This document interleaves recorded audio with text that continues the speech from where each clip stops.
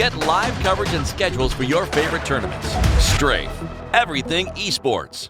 Download now on iOS and Android. Happy about this draft for Team Liquid, and we'll see what AHQ is going to do, because it looks like they ended up going with a lot of counter matchups. We saw Vizicachi. Be a slight advantage for the TL mid laner, and this is a problem right now with Lissandra. She is very resource intensive.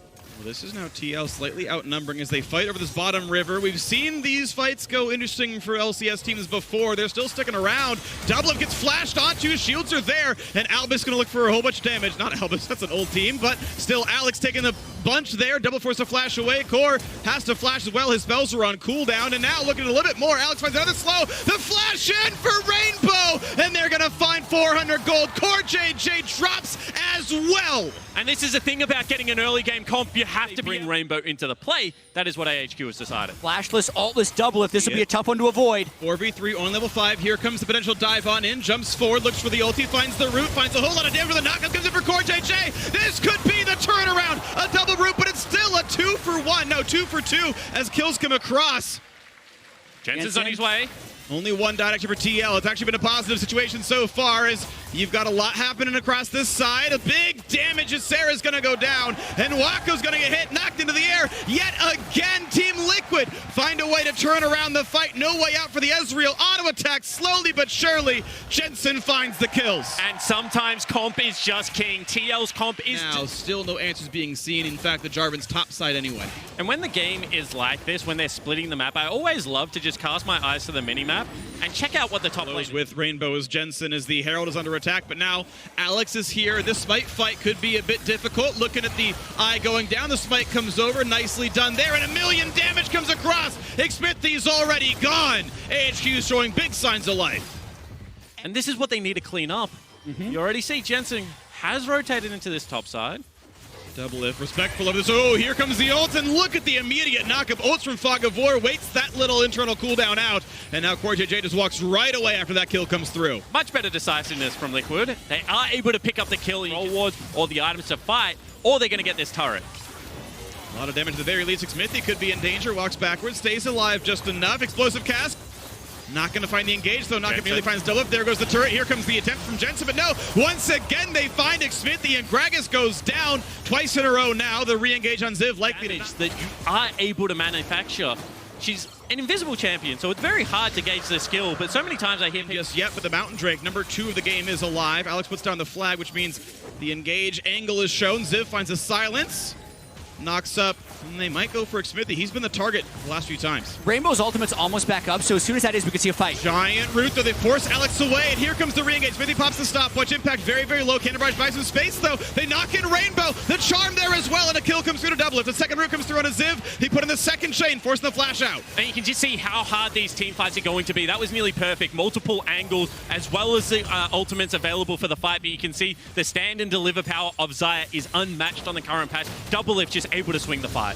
Yeah, up to a 450 gold bounce. For Doublelift. He recognizes one of the only ways they lose these team fights now is if he gets caught out. So just stay safe, build up to the Infinity Edge as your third item. They go again. Oh, Doublelift forced to burn the ultimate to stay away from this one. Still going to find a bit of damage. Looking for the root, though. Once Alex finally goes in, might win that duel, force to flash away, finds the root now on a Rainbow, and it's already 1-for-0. That's already Waco dead. Self-ult now out of the Lissandra. They might find the re-engage. They do. Impact grabs kill number 2. Ziv nearly invincible, but cannot find someone to kill. Just slowly waddling away, getting a knock-up, and now you can turn the attention towards Alex, then back towards Ziv, then back towards Ysera, and that's going to be going to sleep out of that one now. Once again onto the Cho'Gath. Tanky, but not tanky enough. It's kill after kill after kill after kill for Team Liquid. As far as bringing the feathers through the team towards the back end of the fight. Yeah, and ability to siege right now, but you also have, you know, another Infernal Dragon going to be spawning.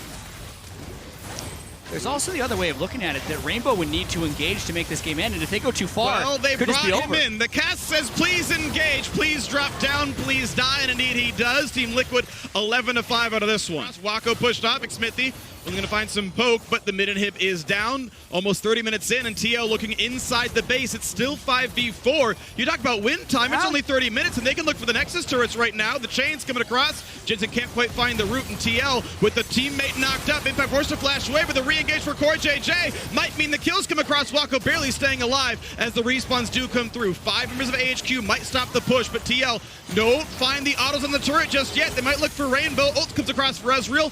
1 turret now down. Looking for the re-engage. The route onto Ziv. TL staying around. They have the ocean region. The health bar's not too bad right now. When does the next cooldown get burned? Alex in the front line, still 2,000 HP. Wako forced backwards yet again. The turret under siege. Team Liquid looking to close it out in fairly short order into the back line. A great disengage for Wako. That's a pickup. This could be a re-engage, or will it be the Nexus? Team Liquid diving in, but dying all the same. A 1-for-1. 4v4 on the map right now. Impact cutting backwards, but TL still sticking around, trying to find those last little bits of damage. Minions flood into the base. They're going to go for the Nexus yet again. They should be able to close it out, and they do. Team Liquid still in control of their own fate. And a nice ending there by Team Liquid after giving up 2 kills in the early game, especially with all the baggage they carry into the World Championship, knowing that this was as close to a must-win as you're going to get without it actually being a must-win. So 31-minute victory by Team Liquid. Now their eyes are set on that final game they have in the day against IG. Yeah, and this time around, I felt like they had the correct recipe, that they followed the steps necessary. A little bit of a botched step at the start there with the fight in the river, but afterwards were able to regain control of the game. And it is very